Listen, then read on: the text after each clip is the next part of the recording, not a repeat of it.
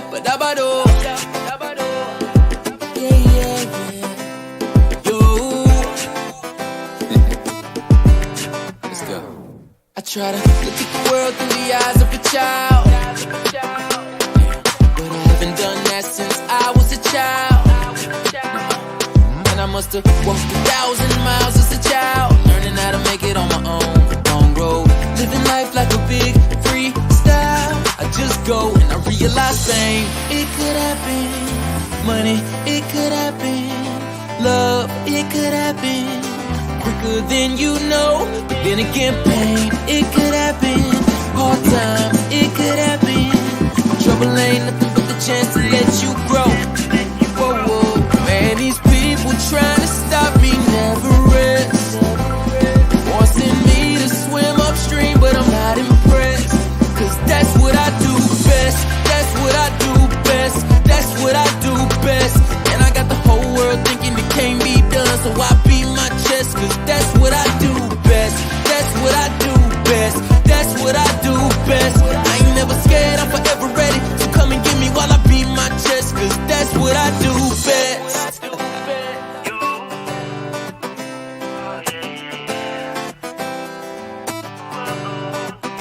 Whoa, gotta thank the Lord for the people I know, cities I go, living I do. Cause I face the world through the highs and the lows, fearing no man while I'm walking on through. Like lava-doo-dop-dop, doobie-doo-bop-bop, strut up the block, I'm on my way. Oh, lava-doo-dop-dop, doobie-doo-bop-bop. He writes the game plan, that's how I know fame. It could happen, money, it could happen. Love, it could happen. Quicker than you know. But then again, pain, it could happen. Hard times, it could happen. Right. Trouble ain't nothing but the chance to let you grow. I swear these people trying to stop me never rest, trying to force me to swim upstream, but I'm never impressed. Cause that's what I do best. That's what I do best. That's what I do best. And I got the whole world thinking it can't be done, so I beat my chest. Cause that's what I do best. That's what I do best. That's what I do best. I ain't never scared, I'm forever ready. So come and get me while I beat my chest. Cause that's what I do best. Tough times get your mind to grow. I've been pushing so long, man, I swear I must be swole. They drop these rocks off in my street, they build these walls all in my way, thinking I'ma fold the hand I got, but I'ma straight flush all of them down the drain. But y'all don't hear me though. See me shine cause I'm golden, traveling the world rocking AFR clothing. Peace sign up, that's the silhouette I'm holding. Pocket full of laundry, my money steady folding. Boy, what you talking about? You know I be rolling. Pin them haters up and knock them down, I be rolling. Trying to make a brother go hard, boy, who you wanna test? You know that's what I do best. That's what I do best. That's what I do best. And I got the whole world thinking it can't be done while I beat my chest. Cause that's what I do best. That's what I do best. That's what I do best. I ain't never scared, I'm forever ready. So come and get me while I beat my chest. Woo! I swear these people trying to stop me never rest, trying to force me to swim upstream, but I'm never impressed. And when they tell me I'm nothing, I'm nothing like the others, I tell them I know that's what I do best. That's what I do best.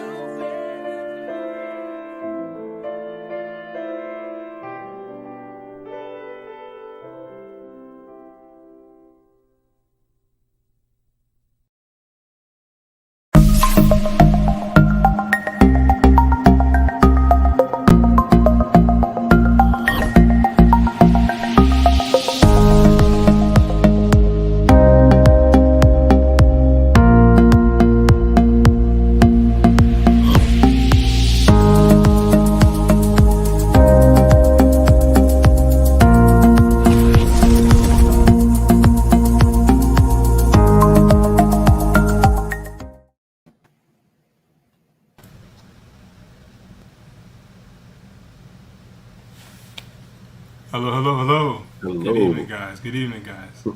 And you as well. Thank you so much. Thank you for joining us again today. Again, the last day of Black History Month. You could be anywhere in the world on any other virtual platform, but you chose to hang out with us today. I just wanted to say thank you again for being here. We have a really special guest today, Rafael Robinson, outstanding author, entrepreneur, educator. But before that, we just want to say a few words. This is a collaboration between Here of a Thousand Faces and the Dr. Woodson African American Museum. The museum hosts a collection of African American talent from not just here in Florida, but from around the country. And we just want you to make sure that you support everything that they're doing. They have many events and exhibitions coming up. Be a part of it. You can always make a donation as well, all right? And I want to tell you a little bit about the Here of a Thousand Faces project. Again, this is just an effort to change the perspectives of black men. One of the things we are focused on is putting forth 1,000 examples of men who are changing their community. And today we have none other than one of those examples, Mr. Rafael Robinson. All right, I'm going to give you just a few words, if you will. Oh man, first of all, I want to say thank you, Gabe. Thank you, Carter G. Woodson Museum, Ms. Terry Lipsy Scott, for providing a platform.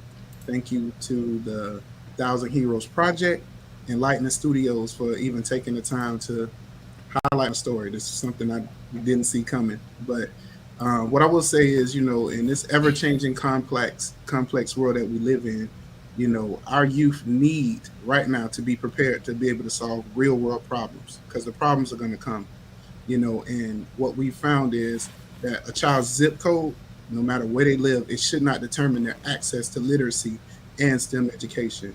And right now in the U.S., we're falling behind. By the year 2060, Black, brown, Hispanic kids are going to make up about half of the school-age children in all of schools. So right now, that group of students or people are very underrepresented in the STEM field. So what we are focused on and our mission right now is to shine a light on what the need, which is, STEM education and access and literacy, but provide that, be a bridge for that for all kids, not just Black and brown kids, but for all kids, because, we need everybody. This is something that it's going to take teamwork to make the dream work. Yeah. No, appreciate that. And while we're highlighting and showcasing the need as well, this particular venue is about showcasing and talking about you, and we don't want to look past the messenger in this particular point. All right, so just words, Rafael. I'm gonna read your bio. I already told you it's like about 7 pages long. I'm not gonna read that much of it. All right, but just to give the listeners and viewers a little bit more about you. And after that, we'll play a video, and this is premiering tonight. Rafael has not seen this video either. This is his hero video. We'll play that after this brief introduction. I'll condense it to only 30 seconds. No, let's get it.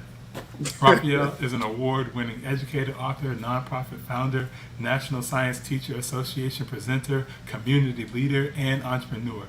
He co-founded the EdI Foundation, a nonprofit organization created to support exposure to STEM education. Since 2018, he has created awareness and engagement in STEM education from hundreds of educators, parents, and scholars. Through presentations, programs, and events, he brings STEM project-based content that teaches critical thinking and problem solving and the ability to achieve engineering-driven innovations, which we'll hear about those a little bit later. He's been awarded the Sunshine Ambassador Award from the city of St. Petersburg. He's been awarded the Pinellas County Teacher of the Year as well, and has many other accolades to go with those. So without any further ado, we're gonna play Rafael's hero video, then we'll come back and hear from the hero himself. Something that was told to me very long ago, it resonates in my spirit, in my mind, in my body, in my soul every day, and that's be the change that you want to see. If you want to see the change, you got to be the change, right? And that's what I do every single day. I walk in and I try to be the change, and I try to leave it better than I found it.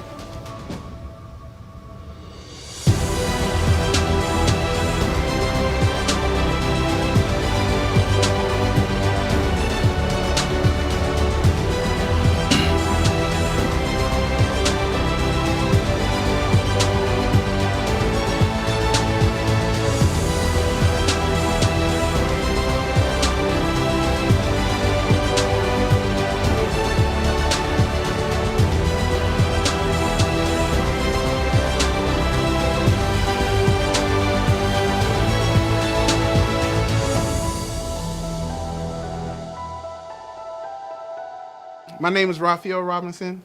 I am a veteran educator, part of the 2% of African American males teaching primary education in the 7th largest school district in the state of Florida at Douglas Jamerson Elementary. I'm an entrepreneur. I own my own Italian ice company, as well as I co-authored a children's book series called The Super Sprockets. And not only did I do that, but I started my own foundation called the EDI Foundation, Achieving Engineering Driven Innovation, to be the bridge for children to give them access to STEM education and STEM experts, as well as resources. I am the son of Jackie Robinson and Deborah Henry, born and raised right here in St. Petersburg, Florida, in a town that we know has historically been very, segregated. I had a mother who was a veteran educator, being the first African American woman to teach in North Pinellas County schools in the late 70s, and a father who was a police officer. So you can imagine I had to toe the line. Fortunate enough for me, I was able to grow up in 2 different neighborhoods, and I got a chance to see 2 different sides of the coin as a child very early on. I was loved on, raised by, the village. We talk about the village, and I'm truly a product of the village. My grandmothers were a big influence. Helen Henry and Luby Robinson were big influences in my life, as well as my, uncles and aunts. But fortunate enough for me, I was able to not have to look very far for a hero. And I found that in my parents. My father was really big on not being mediocre and always going the extra and doing the extra and leaving things better than you found them. That was a lesson that my father taught to me very early on in life. And it helped me because, my mother, although she was an educator, she was a single mom, and she got sick, early on in my life. And it made me grow up very quickly. And I had to become very responsible at a very early age because I had to take care of my mother. My mother is a breast cancer survivor. Shout out to Deborah Henry. We love you, baby. There were times where it was my responsibility to pay the bills. I had to write the checks. I had to make sure they were filled out the right way. I had to put them in the mail, and I can think of many times where my mother was so ill that she couldn't, and I had to. And it was my responsibility to do that, because if I didn't do it, guess what? Those lights were off or that water was cut off. So that was one instance that taught me right there that in life, you're going to have to be responsible. And in life, you're going to have to lean on people. So relationships are important. So being accountable, being responsible. Those were the things that my parents put into me when I was 5, 6, 7, 8 years old. And I took those things, and those things have gotten me to the place where I am right now in my life. And I'm so appreciative of that. I have a big brother who was a major influence on my life. He went to the military very early on, and it taught him a lot of discipline. But after he got out of the military, he wanted to come find his little brother, and we linked back up. And he also graduated from Florida A&M. But while he was there, he was able to mentor me, because he was able to show me what it was going to take in order for me to get to where I wanted to be. And if that meant I have to go to the library and I have to study while everybody else is out partying, then that's what I had to do. And he was the perfect representation of that, because he did that night in and night out. Shout out to Marcus Marion. I appreciate you. I love you, brother. at Florida A&M, it was my fraternity brothers, the men of Phi Beta Sigma fraternity, that opened their arms and took me in and helped hone who I am as a man and taught me some intangible things that allowed me to apply to my life today, that have made me the success that I've become. Very early on, I knew what my purpose was in life. And not many people could say that. I mean, you got adults that are still trying to find their purpose. So the story goes, I'm like 10 years old, 11 years old. My mom's teaching summer school at Melrose Elementary, one of the toughest elementaries in the city, right? And I go to work with her just on the volunteer, just going to work with her to see what's going on at the school. And I see she's having trouble with this one particular group of students. She couldn't connect with them. And so as I'm sitting back and I'm observing what's happening in the classroom, once again, I'm like 10, I'm a kid too. My mom turns to me and she said, look, if you can teach them how to read, I'll pay you. Well, I took that as a challenge. I'm like, first of all, I can get paid? She's like, absolutely. If you can teach them how to read, I'll pay you. And I did. But what that did for me was it showed me what my purpose was here on this earth. My purpose here is to connect with children and educate. That's what my purpose is. That's what my God-given gift is. And I was able to find that very early on through that one situation. I was summer after that, she didn't have to pay me because I wanted to do it. I went to other schools. I volunteered my time, my services, anything that I possibly could because it wasn't work for me. It was fun, right? It was fun to see a child come in and not be able to know how to read. And then I teach them the skills that they need in order to become a great reader, a fluent reader. That meant everything to me. And when you can see a child, the light go off for them, you can't put a price tag on it. Rafael Robinson, Douglas L. Jameson. What makes Mr. Robinson a great teacher? He makes sure that we all feel loved. And he pushes us out of our comfort zone. He teaches us about STEM. He keeps us organized and that we have a lot of fun. He's funny, he's the best, and he gives us challenging problems. What makes Mr. Robinson a great teacher? He teaches me to believe in myself. He makes sure that I get loved, and he challenges me.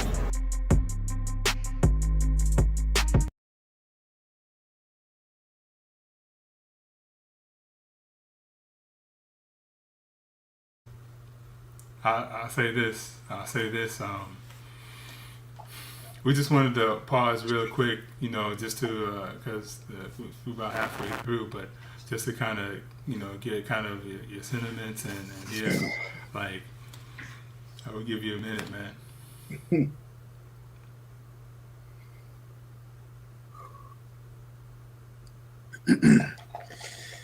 Man.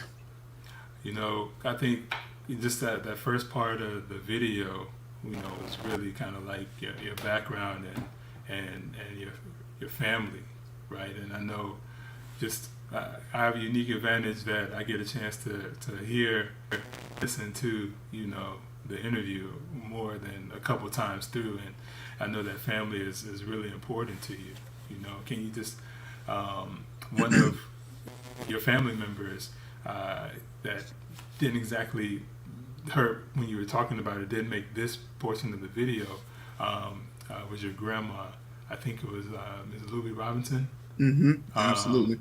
Can you talk about what her influence was on you? Oh man, it was huge.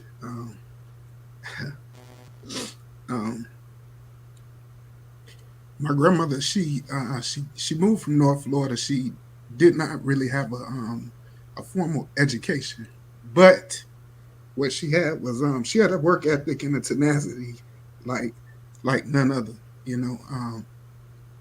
It always amazed me that she didn't finish school, but she could balance a checkbook, and she could manage raising children and keeping things organized and in operating fashion. And she did it so seamlessly. And that was major. As well as I have an aunt, Cheryl Henry, Julia Curry, um, Thelma Nolan, Dorothy Patterson. I mean, man, so many people, you know, um, in my family took the time for me, Yeah, because they saw something in me very early. yeah. And I'm sorry. No, man. Sorry, but Look, hey, you don't have to be sorry. Sorry. I tell you this. woo, What they saw in you is what we see now, right? So, oh man, just the things that they had, began to pour and instill into you that young age, and now we see and are able to reap the fruits of that. And not only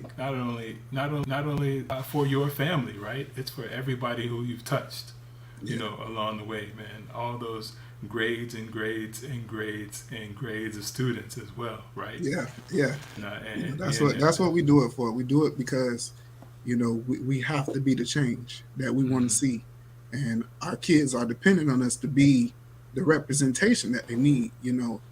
And I'm just so blessed to be able to have had those types of representations in front of me, and yeah, those types of influences on me. mhm, And it has definitely grown me into the man that I am today. absolutely. I just wanted to talk a little bit about your older brother as well, Um, uh, Marcus Marion, right? So, um, yeah, it's interesting that he's your brother and he's also your mentor because those two things don't necessarily have to go together, right? right, right. Most times it's always the sibling rivalry. You know what I'm saying? It's like um, it's always a battle, but with him and I, it's never been that. It always has been, you know, let me show you, you know, more so than let me tell you. Let me show you how this is supposed to be done. And I think sometimes, we're all different learners. Everybody on here tonight, we all learn differently. And I'm a person that's about action. So when you say you're going to do something and you actually do it, and I see it, seeing is believing for me. So, he was has been a tremendous influence on my life throughout my whole life. And I thank God that He blessed me with him, because it is because of him and others, but mostly him, because he was the person that I could relate to. Everybody Yeah, looks for somebody that they could relate to, and for me, it wasn't the person on TV. Like that really didn't matter to me. What mattered the most to me was the person that I was looking at doing that homework or doing those extra push-ups. You know what I mean? Like anybody that knows him knows that even when we were young, you know what I mean. He was like the He-Man. You know what I mean? oh Like yeah, oh he was yeah, very strong. Always he's always been very strong, but not just strong physically, but yeah, strong mentally as well. hmm, And teaching me and showing me how to have that type of strength has helped me navigate through some truly difficult times in troubled waters. But yeah, man, I would definitely say, man, huge influence on my life, and I thank him for that. yeah, yeah. Just and then we rounded that segment out with you, hearing from some of your students as Oh well, man, and I want to say this. I want to say this, and this will come up again throughout the video, and that's like as I'm editing and going through and listening to your words, it just comes up as a theme. The first young man that we listened to, he said what makes Mr. Robinson a great teacher, and he says he must feel loved, and that was a recurring theme, and from the students, but also I find, and I think we'll see later, that it's also a recurring theme from you as well. yeah. I mean, I think right now with the way that the world is going, um, we've been so divided, you know, on so many different issues. And the only thing that's going to bring us together is love. You know, and for my kids to be able to feel that just lets me know that I'm doing what I'm supposed to do. You never know what that child's story is or that background. I'm sorry for my voice for everybody that's out there, No, but it is more challenging than I thought it would be. To talk about myself, but um, you never know a child's background when they're coming in through that door, what they're coming with. But I always tell myself that no matter what they're coming with, you know, I'm gonna make sure that they feel love before they walk out of that door. They're gonna know that they have an ally, they have somebody that's in their corner, somebody that's gonna advocate for them and fight for them, um, in any way, shape, form, or fashion. They know I call them my babies because they truly are. I spend a lot of time with those kids in my class, so I want them to feel like, Mr. Robinson, he loves me the same way that my mother and my father loves me. And I do, because they need that. When they leave me, who's to say that they're going to get that from their mother or their father? We don't know. But the one thing that I know that I can control is what I do inside of those walls. And making them feel love is very important to me. Yeah. All right, we're going to play the rest of the video. Man, don't make me cry. No, man. Hey, it's emotional. Hey, I tell you, I was getting hyped. Like, I'm ready to run through a wall too. But we're gonna play the rest of the video and then come back with some more questions. Well, if you fast forward a little bit, I was able to go on this little journey, in life, where I thought, just like many people, who come from my neighborhood and grew up in this area, that, football was going to be the way, right? So I honed my skills. I worked as hard as I can on and off the field, and I was able to earn myself a football scholarship to Albany State University. But while I was there, things happened. I earned this scholarship, play football. I'm so excited to get there, and then when I get there, my test score is not right. So they tell me that I can't play. So now I'm out of state. I'm in a new place I've never been before. My first time on my own. I'm just turned 18 years old, right? And there's no one there to help, right? So something in my spirit kept telling me, your heart is at Florida A&M. I come from a family of rattlers, right? So I was already going against the grain going to Albany State, but I did that out of a necessity for my mom. What I wanted to do is I wanted to make sure that my mom didn't have to pay for my education. And if I could use my athletic ability to get to that point, then by all means, that's what I was going to do. And it didn't matter where I was in this world. That's what I was going to do. My mind was made up. But when I got there and I saw what the circumstances were, I had to have a change. So I was able to, I was able to call one of my good friends. He was actually on the team. His name is Kendrick Scott. Kendrick, I love you. And I asked him. I said, "Listen, Kendrick, if you could just give the coach my tape, that's all I ask of you." No problem. The next day, I get a phone call from the head coach, Coach Billy Joe, and he invited me out, and the rest is history. Here we are. I get to Florida A&M. I feel like I'm at home. The environment, the professors, my peers, it was all a family. Everybody took care of everybody, right? But more importantly, everybody was seeking that goal, which was education. I can't thank Florida A&M enough for, opening the doors for me, giving me an opportunity, honing my skills, teaching me the things that I needed to be taught in order to be the man that I am for my community here in St. Petersburg, Florida. One of the things that I wanted to do was I wanted to be that person that I was looking for when I was a kid. When I was going through elementary school, I had no African American male teachers, right? I had nobody that I could look to and say, you know what, one day that could be me. The only representation we had was what we saw on TV, so I said to myself, I want to be that, so I came back home and I started teaching. And I went off on this journey learning all about how STEM education was going to be the next thing. I'm talking, this is almost 20 years ago. And look where we're at today. STEM is such an integral part of our lives that if you are not a part of these things, you're going to get left behind. I saw a huge need for resources for children that they could relate to, that they could be engaged with. So I took it upon myself to find the experts, partner with the experts to create resources for children. And that is how I lived my dream in writing a children's book series called The Super Sprockets. Super Sprockets is the brainchild of first grade teacher Rafael Robinson and his partner Cheryl Henry.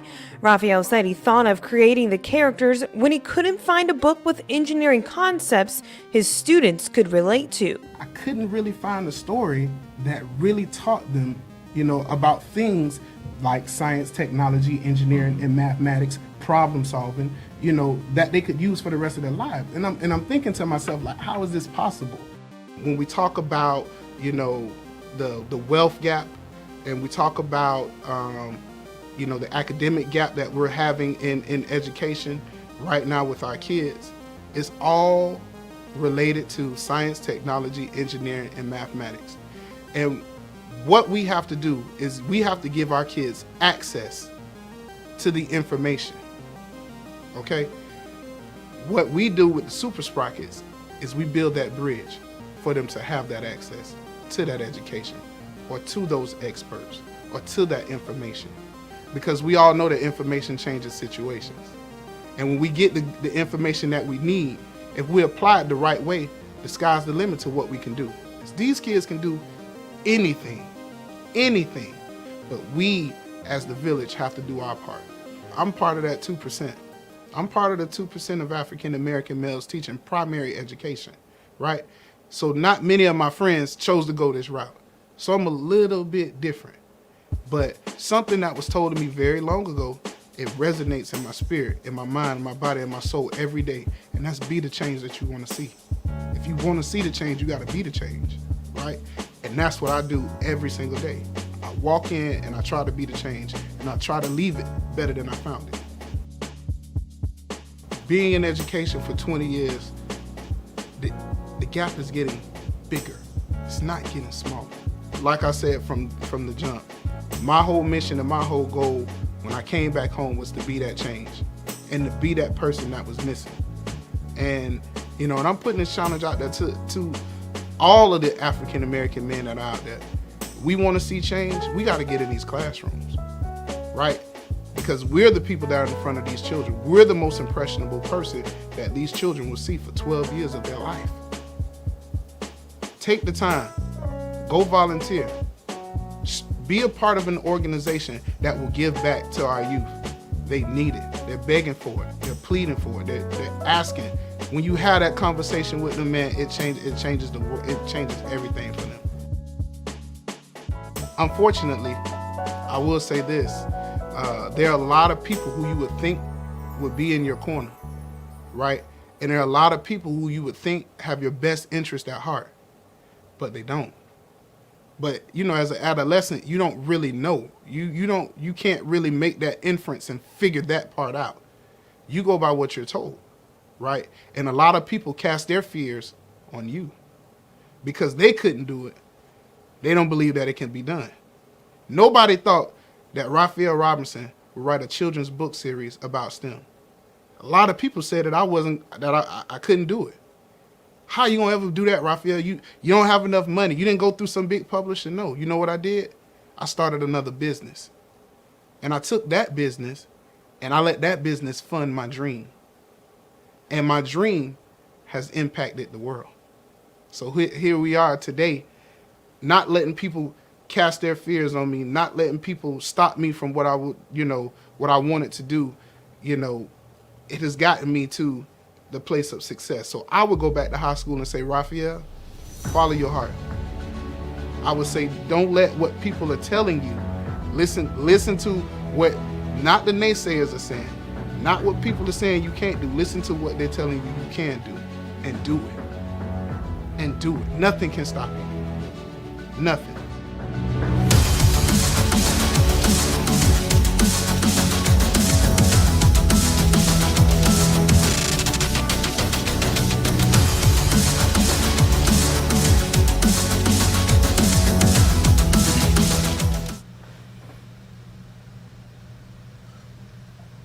Hey, man.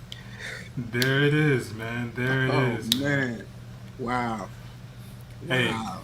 first, I just want to say, again, we really appreciate you, Rafael, just being with us, being a willing participant. we called you up and I don't think maybe we said like 3 sentences. You said amen, and again, just again, so much appreciation for you and your team as well, right? For sure. Man, For I just want to. I'm gonna open the floor up to you because there's a lot to unpack in that last segment. We got like STEM. We got some trials and tribulations going through. Just to make it and come out, and then maybe even how you left us. You left us kind of with a warning, right? Sometimes it may not be as easy as a walk in the park, but I want to take you back, man. I want to take you back if I can. We came out and we started talking about football. How That's football was how you view football. Yeah. So, I as a kid, and I don't think I told you this story, but the way I got involved with football was it was actually my mom. So I like I said in the segment, I was able to grow up in 2 different neighborhoods, and the Pink Streets was a very prominent area in the late 60s, 70s. Not many African Americans out there. My family was one of the first to move out there. So a lot of my friends that I made out there, they didn't really play football. They played soccer, and they played baseball, and they were on the swim team. They did gymnastics, and so you are your environment. You what you see you around. That's what you get into. So my brother and I, we got into soccer. I played baseball, and but when I would come home to my mom, I grew up in the Childs Park neighborhood. They weren't playing soccer. They were playing football, and I was a big boy. So football, it looked fun, but then I'm watching. I'm watching kids like falling on concrete, and it's like they just getting up and bouncing up like it was nothing, and I'm like, I'm a baseball player. Like, I don't really. And my mom was like, well, your cousins are getting ready to start cheering, so I'm going to just put you in football. And I was like, well, I want to play anyway. Like, we played outside anyway. So I signed up for St. Pete Green Devils, Little League, I was a Green Devil. And I got out there, and of course I was young. I was probably about 9 or 10, but I was heavy. I was a big boy. So the way that it worked in the past was you couldn't play with your age. You had to play with your weight. Right. So at 10 years old, I was playing with the 14 and 15-year-old kids, right? Having never played football before, just not, familiar with it. I get out there, and they giving me the business. You know what I mean? Like, because they've been playing for years. They know how to do. And I wanted to quit. I can remember right out there at Campbell's Park, I told my mom, I was like, Mom, I can't do this no more. Like, they beat me up.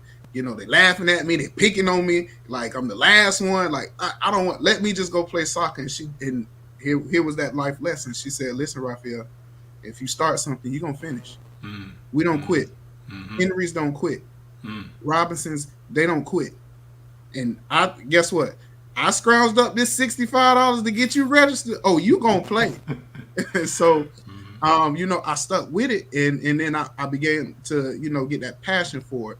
But what it did was it helped me, because when I got into high school at the level where, you started to, grow into who you are, man, I had that aggression. I had so much aggression pent up inside of me. And I let it loose, and all my friends can tell you, Eric Jones, Deontay Bolden, Donnie Davis, Kendrick, like my brother, like I was a freshman playing varsity, because, nobody could stop me. You know what I mean? Because I had all of those years of that getting beat up and pushed down and picked on, I had that pit. And man, when I got to Lakewood, I let it go. And it was to my best. It was the best thing for me. So football taught me that. Never quit. Hey, I got a story too, but we'll take it offline, man.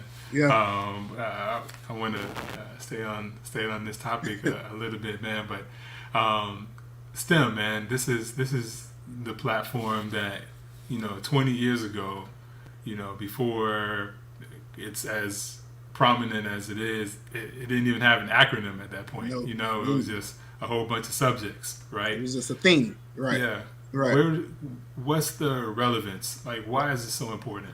So, STEM is in every part of our life. If you right now, we all on Zoom, and you're probably looking at it on your phone or on the computer. Well, guess what? Somebody had to write a program for us to be able to use this technology that's out, right? And if you don't understand how to use this technology, what's going to end up happening? You're going to get left behind. Well, guess what? Technology is going to always change. It's not going to be Zoom 20 years from now. It's going to be something else. So what are we going to do now that's going to prepare the next generation to be ready to face on the new challenges of how technology, is advancing and moving forward? More importantly, even, because STEM is science, technology, engineering, and mathematics, most people just think, oh, it's engineering, it's robotics. No, STEM is also financial literacy. Mm-hmm. Yeah. I mean, guess what? When those engineers are making those six-figure incomes, how they manage their money is very important, right? What is that? That's mathematics.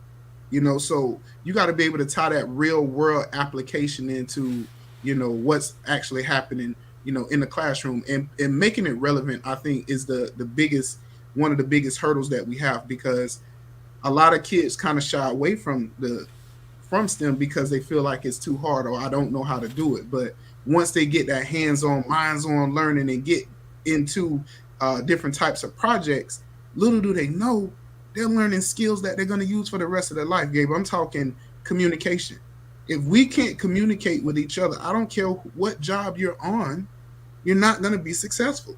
You got to know how to communicate. You got to know how to work collaboratively with the team, right? Mm-hmm. These are skills that you learn while you're doing different STEM projects, right, without even knowing that you're learning these skills. But, I try to provide that opportunity for our kids. And 20 years ago, when I saw it coming to what it is today, I said to myself, look, I can already see the information is only going to get to a certain group of kids, so what are we going to do to help the other groups of kids catch up, right? That was the birth. On that point right there, right, real quick, so you are one of the 2%. I just want to, this is taken from an article. It says, this article online is from edsurge.com. America needs more black male teachers. 2%. That figure seems insignificant until you understand the context. Despite students of color representing more than half of the student population, black males make up only 2% of the teacher workforce. So as it happens, that statistic is very significant, as this lack of diversity has negative implications for all students. For years, black male teachers have been underrepresented in pre-K through 12 education. While there has been many efforts to diversify classrooms by adding more black male educators, there are still obstacles preventing us from successfully reaching this goal. What are those obstacles? Why can't we get more black male teachers in the classroom? And then I guess even a better question is, and I think you already hit on it, why does that representation matter? Okay, look, two parts. So the first part, what I would say is this: being a husband first and a father, as a man, you want to be able to take care of your household. Okay, and when you are, 48th out of 50 states in pay, it's kind of hard to say to your wife, like, hey, look, I want to go in this classroom and make this difference. You know what I'm saying? And that might mean that, we can't go on this vacation, or we can't, our kids can't do gymnastics, even though you're teaching kids who doing it every single day. Our kids won't be able to do that because I'm going to sacrifice and go into this classroom. I think that is a huge part of it.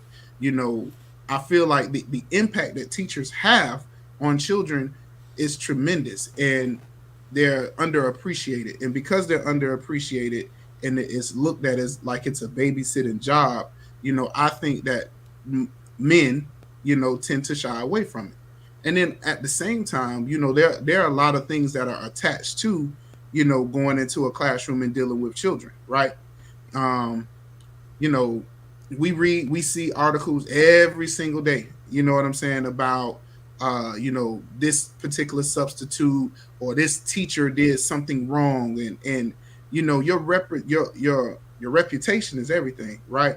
And it only takes for one child to say anything before your reputation to be gone. So most men they think about those things, before you just jump feet first into a field that could potentially cost you your whole life. You know what I mean? So that's one part of it. The other part that I would say too is you don't know how much of an impact you have on a child until you develop a relationship with them, right? So how often do we get a chance to develop those relationships between men and children, right? We don't. That's why Pinellas County Schools is always asking for volunteers, and we want, please come in and mentor a child. And that's why, because we're missing that piece. And I know for sure once you get in and you start mentoring children, you start giving advice and helping them out, it does something to you, right? Because it's not all about getting, it's all about giving. And when you start giving it, I think more men would probably be like, okay, well, this was pretty cool. I was able to affect this child this way. Maybe I might be interested in teaching. But then you have all of the political things that are involved with it as well. You know what I mean? So it's so many things to unpack that most men tend to shy away from it. Those are some of the obstacles that you face. And then when you get in, once you're in, it's so many different things that you got to learn, and it's ever changing and ever evolving. And do you fit in? And how do you fit in? Think about this. When I go to a training game, I'm sitting in a room with probably 600 other teachers. Probably the only person that looks like me in the room. Mm-hmm. Mm-hmm. And it's been this way for 20 years. Well, so it's uncomfortable. If you looked at your video when you're accepting the Teacher of the Year award, yes. If you looked at the background, right? Again, right. Amazing teachers, Teacher of the Year, but again, to speak to that very point. Absolutely, it can be uncomfortable. Who wants to live their life like that? Who wants to go in and feel uncomfortable every single day? And the other part of your question about why representation matters, it matters simply because you don't know what you can be until you see it. Most kids don't know that they could be a teacher. The little brown boys that are in my classroom, they don't know they could be a teacher. They know they could be a football player, right? Because they see that. But when they see me, it's like, oh, well, I could be a football player and I can teach. And I'm like, yeah, you can do anything you put your mind to. And you know what? The same way that we have this relationship is the same way you can have a relationship with another kid and you can help somebody out. So, seeing is believing. Representation matters. We try to do our part, especially in our books, to show that. Because we were missing that, and we're still missing that. You can go, and everybody that's on this feed right now, I challenge you, go to the bookstore, pick up a book, and look at what you see inside. And when a child can't see themselves represented inside of what they're learning, it's kind of hard for them to believe in it, right? So that is definitely something that's important for all. I want to take this question from the community here. How to recruit, retain BIPOC, BIPOC teachers. Okay. I feel like I know what that is. I know what it is. Yes, well, I can tell you right now, recruiting teachers is just recruiting teachers. Period. Not just STEM teachers or black men. Just recruiting teachers right now is very hard. It is a system issue. We have to the community has to speak up on behalf of the teachers and let the people who are really making the decisions about, who and what these kids are learning and who's teaching it to them, understand the importance of quality people, right? Mm-hmm. Because we want a quality product when they leave school, but we're not really giving all of the quality that we need in all of these classrooms. Mm-hmm. And really what it boils down to is you got to give these teachers a competitive wage. Like if you want me to specialize in teaching your child how to read, write, do math but also just be a well-rounded individual that can be a good person and a good citizen. You want me to do all of those jobs, right?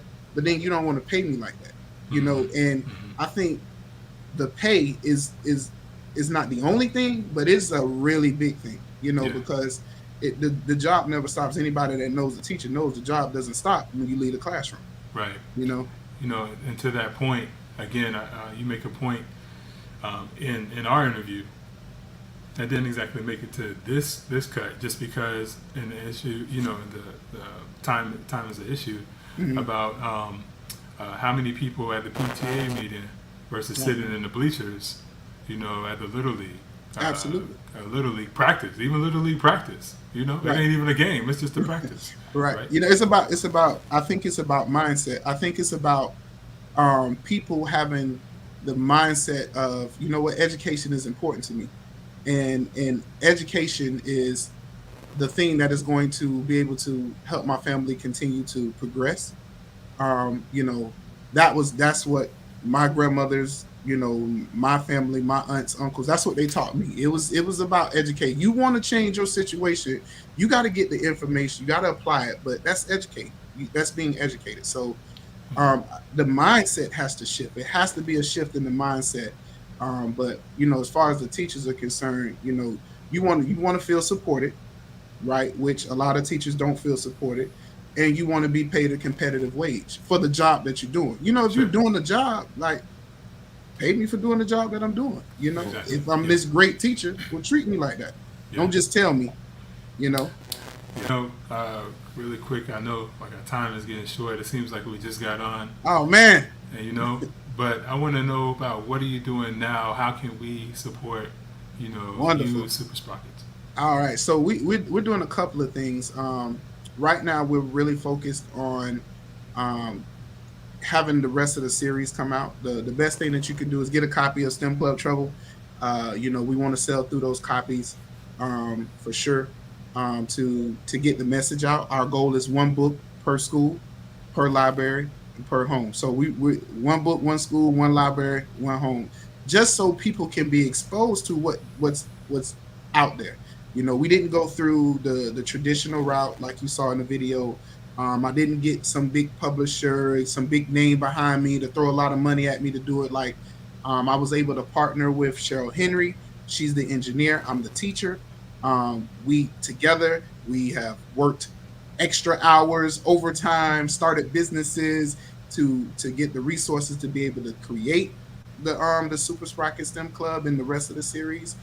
So purchasing the book, getting the book out there, even donating the book.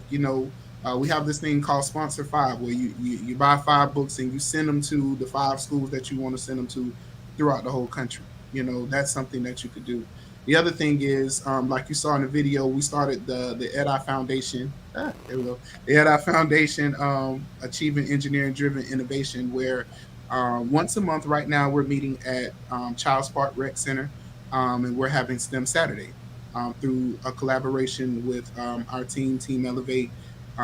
We have companies like Impact Solution, Triorb, and other community partners helping to come in with their expertise and bring that level of expertise to STEM and making it fun for the kids. Anytime you can get a kid out of the house and from in front of the TV and get them hands-on and minds-on and actually learning something that could help them, is you can never go wrong with that. So once a month, be on the lookout for that. We typically put it up on our social media page, the link to sign up. We have one coming up on March the 12th. That's our next one, and it will be about structures. We have that as well. And outside of that, we're looking to do a Kickstarter as well, because we want to take this to the next level. So the next level for us would be animation. So we're looking to go to create an animated series for the Super Sprockets. We think that there's definitely a void in the market for edutainment, and we want to try to fill that void as well. So I don't know if anybody's out there listening or knows someone who knows someone, but that's where we are headed and what we're focused on. Mm-hmm. Well, we just had Joshua Leonard on last week. Who was Yes, we did, man, and he has been heaven sent. That brother is powerful in the work that he's done, and once again, shout out to Heroes of a Thousand Faces, Enlightenment Studios for just creating a network, for us to be able to work together on different things, because just like I said in the video, information changes situations, and him being an artist and him being in the industry, that we are trying to embark on, has only helped us, in our growth, in our development, and what we're going to do with the Super Sprockets. But we want to make the Super Sprockets a household name. If you don't know about them, they're 3 fictional characters that go on real world problem solving missions. And throughout the story, they use a design process that is really simple that you can apply to, any facet of your life. And what we try to do is we try to wrap the information up in a pretty nice bow, so that kids don't really feel like, oh man, this is like a textbook, you know what I mean? But they're actually learning things like the scientific method and, perpendicular and that high academic vocabulary. And then the other piece is too, as parents, you're a parent, Gabriel. A lot of times you send your child to school, you don't know what they learn. You don't, because they're there all day, 6 hours. You come home, you ask them, what did you learn today? And it's like, I went to PE. You know what I mean? But they learn so much. And so what we try to do in our stories is we try to give parents questions that they can ask their children after reading that text, right? And we got a full glossary in the back. So with nothing else, you can start building that academic vocabulary that they're going to see on these standardized tests, because they test it like crazy, right?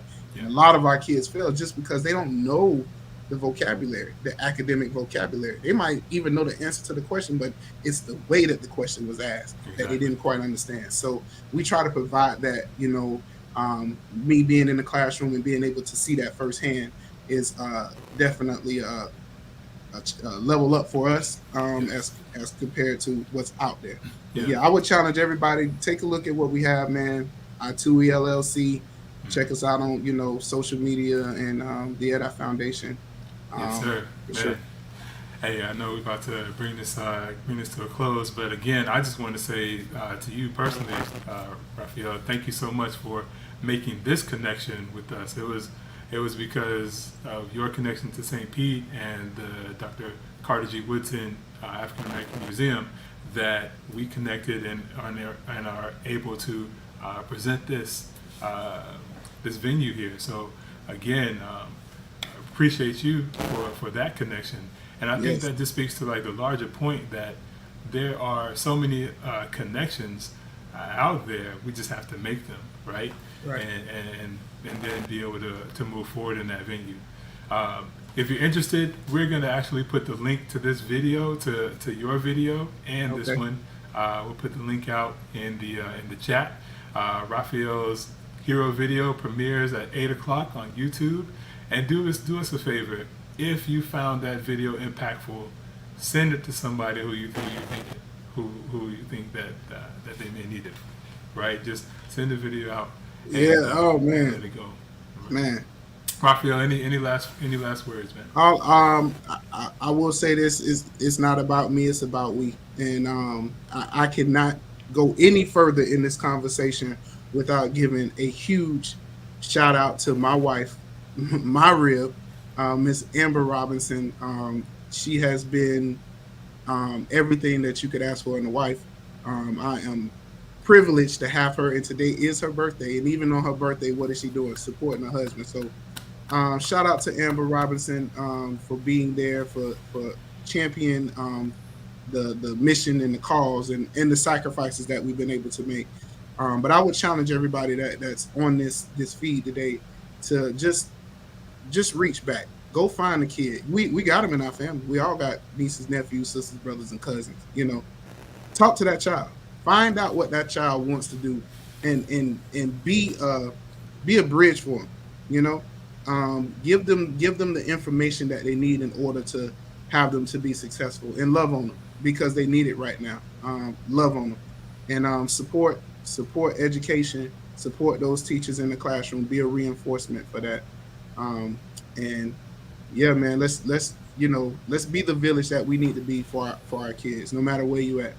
And I want to say once again, I want to say thank you to Lightning Studios, Heroes of a Thousand Faces Project, for even taking the time for little old me, and allowing me to be a part of this project. It means a lot to me, and to finally see the actual video is incredible, And for those of you out there who don't really know about the studio and about the project, I mean, this is an Emmy award-winning project, so it is a big deal. And for them to take the time to highlight somebody from St. Petersburg, it means a lot. So shout out to Heroes of a Thousand Faces, Mr. Michael behind the scenes, Gabe, you for taking the time, man, and I appreciate all of the love and all of the support. Man, again, it's a community, man, and it's not me, it's we. My wife is in there, she's doing the social media and photos. Mike's wife is behind the scenes making the connections as well. So it's a team, and again, man, we really appreciate you for what you're doing. All right, this is not going to be the last time that we connect, man. No, I hope not, man. I hope not. There's a lot of good stuff that we're doing, and I think the world, at first I didn't think the world needed to, I just thought that the world would just see it. They would just hear about it. But, I'm learning they don't, nobody knew that we were even doing this or what this even was, until we started to put it out there. So I see the importance of it. So I look forward to the collaboration of the future and what's in store for both of us. Yes, sir. Yes, sir. Hey, Rafael Robinson again, author, entrepreneur, educator, Pinellas County teacher. Sunshine Ambassador Award, so many other accolades. Thank you so much for spending the time with us. The Dr. Carter G. Woodson African American Museum. Again, thank you so much for allowing us the space and time as well. Tune in again. I don't mean to cut you off. No, I have to give a shout out to Miss Elizabeth Siplin, Miss Terry Lipsy Scott for sure, Miss Deborah Figg Sanders. I listen. I love you all with all of my heart. Thank you. I gotta put that out there. Thank you. Absolutely. Again, try to follow us on social media. Follow everyone on social media. Rafael Robinson and the EDI Foundation, the Dr. Carter G. Woodson African American Museum, and of course, Hero of a Thousand Faces. And stay current with our next installment. All right. It's time for a change. It's time to break off those old stereotype shackles that have imprisoned a world's view of the latitude and depth of one of its valued citizens. No longer will fear be the excuse for ignorance and stand your ground or right to put someone else in it. It's time to unravel old tales of prejudices and weave again the truth that comes only through face-to-face connection. We are here to rewrite the narrative of Black men. 1,000 stories of struggle and triumph from the mouths of those closest to it. Because nobody can tell your story the way you can tell your story. This is who we are, a hero of 1,000 faces.